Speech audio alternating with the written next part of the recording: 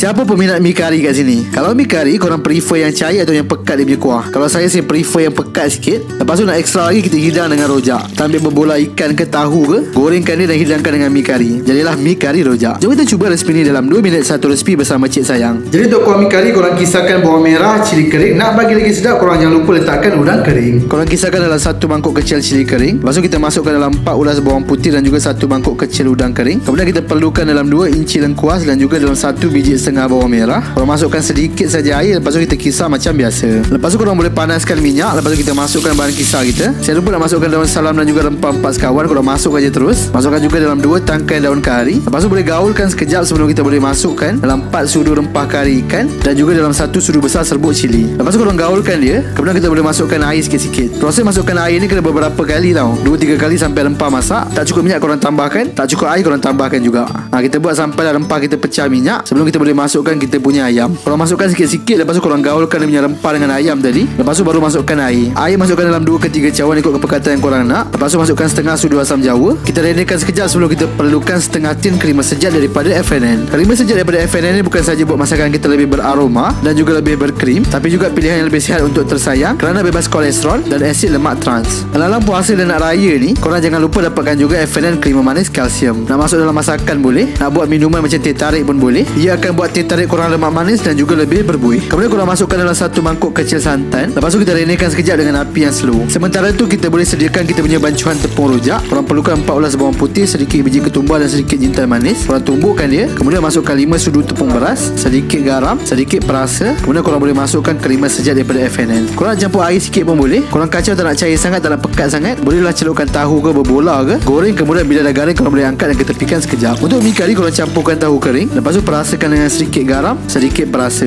Sambung kacau. Kemudian siaplah kita punya kuah mi kari. Korang boleh hidangkan mi kari dengan rojak tadi. Curahkan dengan kita punya kuah kari. Kalau ada toge, kacang panjang, telur rebus atau sambal belacan, korang boleh hidang sekali. Korang jangan lupa untuk dapatkan produk FNN untuk kelainan rasa dan tekstur yang lebih istimewa. Selamat mencuba. Jom follow kami untuk lebih banyak resipi menarik.